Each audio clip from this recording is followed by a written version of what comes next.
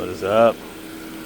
Checking out the daughter's car. I had to put a little shot of refrigerant in it last year, and it was just fine. And then this year it's not working so well. See why? This is the 1234 YF refrigerant. And it's probably 100 plus outside right now. So we got 162 on the high side, 27 on the low side. So I don't know why that's still 22 degrees subcooling, but oh, how is it giving me a subcooling reading? I don't have the temperature probes even hooked up, so ignore the superheat subcooling. But we could tell just by looking at it that it, without even going this far, that it was low. So because 26 degree evaporator temperature, it's not good. So let's get this on the liquid here. Get this one on the, ooh, it's got a little subcooler right here, so let's go, no, let's go on this side of the, get the actual evap line temperature there.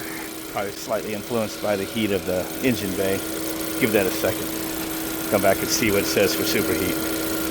Now that these are adjusting, but under hood temperatures doesn't look like that's going to be dropping. Actually, it's just kind of going up. So kind of hard to check superheat unless you insulate your thermometers. And that line's not even cooling at the slightest. So she said it's cooling out the passenger side, kind of, not the driver's side. So one there. Doesn't feel all that cool over here either. Oh, this one right here. This vent actually is cooling just a little bit. Huh. And I have a thermometer laying down here. Just trying to get in the cabin temperature. Yeah, that vent is kind of, that one's, it's kind of funny because this one's actually almost normal feeling and this one's warm, totally warm. And that's just the way they kind of is. It's kind of funny how those vents will pass through the evap coil, and one side will be, you know, the 27 degrees under feeding, you know, out of the metering device into the coil when they're low like that, and then totally fully warm, boiled off on the other end, pretty much up to space temperature. You can kind of see it's probably the 109 degrees is what is on the floor in there, and the 103 is what's coming out her driver's side vent. So that will change and add some refrigerant. So I thought I actually had the refrigerant here, but I guess I used it up. So they got to go drive and get some. So these are some adapters I just got off of Amazon that are actually working pretty good. I'm using my Testo on there. And when I add refrigerant, I just hook up the valve right there. I can put my whole manifold on there, but there's no sense on a small system. Just use the shorties. So go ahead and turn that off until she comes back with the refrigerant. Okay, came back with the can. One thing about these, it doesn't seem to show an arrow which way, but always go upside down. This might be a refrigerant that will not fraction.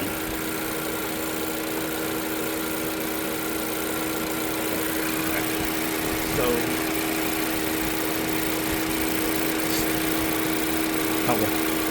113 now on the floor inside, and 111 coming out the driver's side vent. 167 over 127. Nice. Now it actually says 0 subcooling. 81 degrees superheat.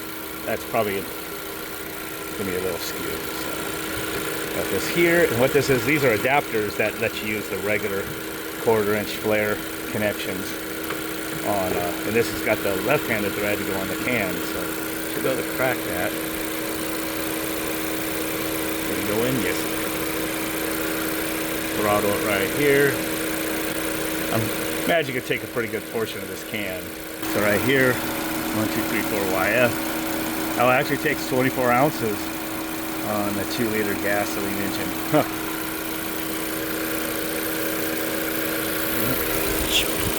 Instead, all that closes. It's got a little gulp in there.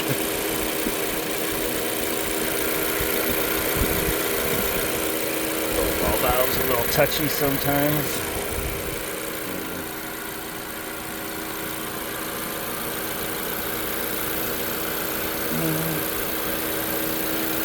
Watch the suction temperature is still 108 coming out of the suction line of the evaporator, and then you see the vents already starting to drop.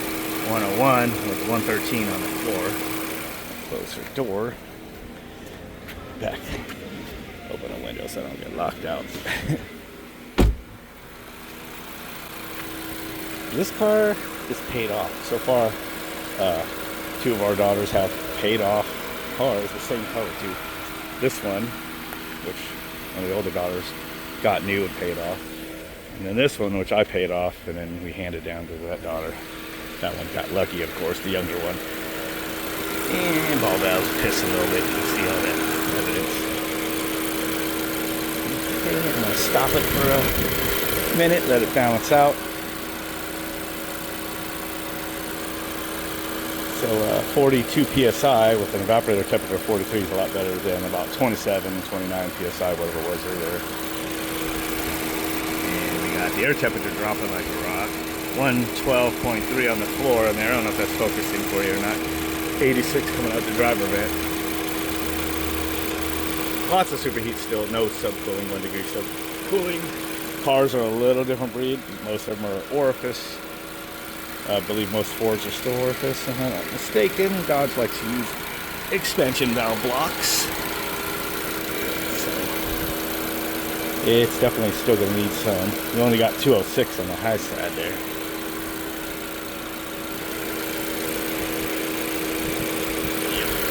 A little more. Not weighing it in. Of course, you know, shop, you know. If you're doing this professionally, not just topping somebody off, a family member or something, you're going to pull out all the refrigerant, make sure it's tight. Or hopefully, if it's just a slow leak, you don't care, you know, like this is. Then you're just going to weigh the charge in the 20 ounces or 24 ounces. But I'm just going to top it off. So usually watch the suction temperature just start dropping when you get it fully flooded. So. Still got quite a bit of superheat. Temperatures are coming down, 110 on her floor, and 78 coming out the driver vent. Add some more. I'm gonna let it go, and then I'll just kind of update in a second before this camera phone overheats. Well, it did eat the entire can, and when I was looking at these, you would think these are 12-ounce cans. I mean, they're the same size as the old 12-ounce cans, but these are not. These are 8-ounce cans. A little bait and switch there. Wow. So, I think that price ain't all that bad on those cans until you realize it's only 8 ounces. Inside the car. I just noticed that I kept pausing and playing. It's probably attached to the daughter's phone inside. Bluetooth audio. Yeah. I'll get that down before I get a copyright. So, we're in here. It's probably really close. I'd hate to go get another can. So we're in about, you can see it says 117. It's probably like 110 out. Maybe it's, I don't know, it's something like, it's pretty hot out. It's Arizona. So we give it a little bit of RPM just to, which will make it cool a little quicker. And that'll bring down the evaporator temperature. Usually brings out the supply vent too a little bit with it. It's still in the 60s. Of course, I have this all the way in this vent, which is always usually the warmest vent. It's all the way across the dash, and it's on the hottest side, you know, of the evap coil. So, at least on this one, it seems to be.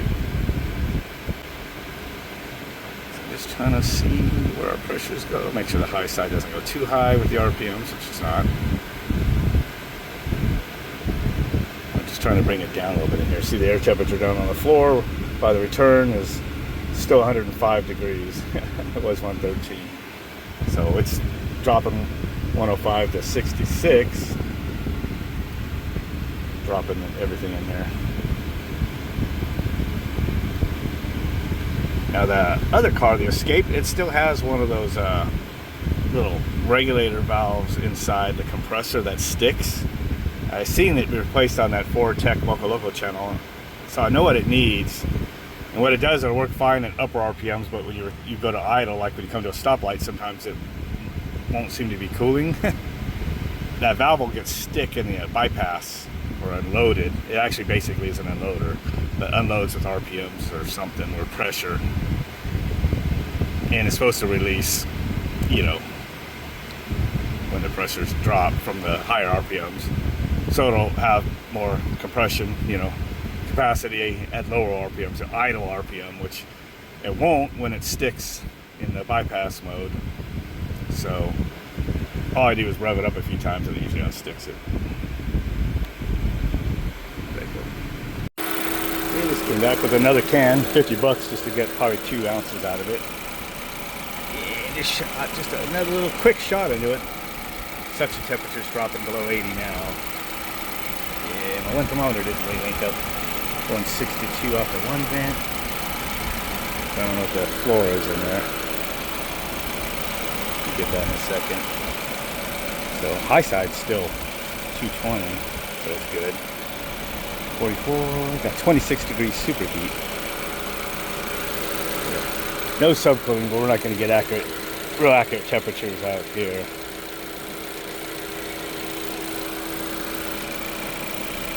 72. Probably just another quick shot should be done. Okay. So this one is not linking back up. So usually what you do with that is just close it. Reopen the Testo app. And look how small this is on a big tablet like this. At least this will scale, this stuff doesn't scale. People have been telling me it will, but I don't know. Refrigeration. 89 down there. So you can see it's still pretty warm in the cab. Temperatures will come down once you're driving. Refrigeration screen here.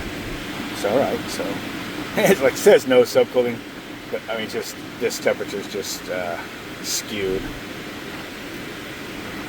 So get a little bit of throttle off of idle. Supply air was 63, 64. Pretty typical if you just sit in the sun at idle, it's just, they're not as cold. But that's good because that's out that far vent. So. Just drop it just a little bit. High side's not going too high. We're like 2,600 RPMs, just kind of checking it out. So he's got a little colder evaporator temp. The actual temp, which is skewed, is probably upper 50s or something there. So in the engine bay, it's hard to get a good reading with unless you put thermocouples on and tape it up or something like that. Just that's about the only way. So 90 and 60 in here.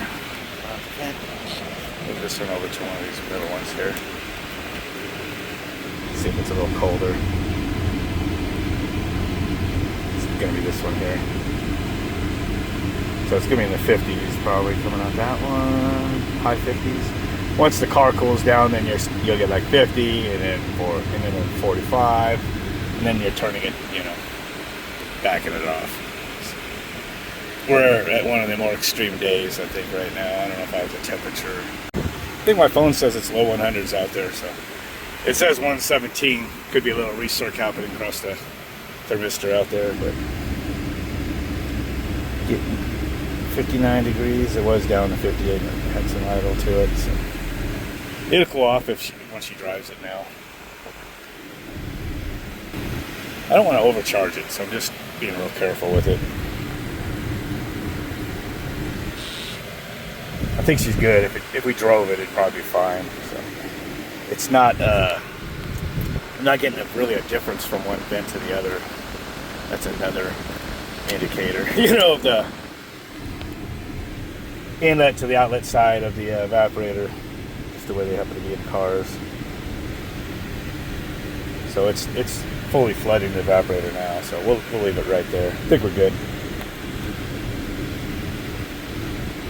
Again, the proper way to charge a vehicle is to pull the refrigerant way back in.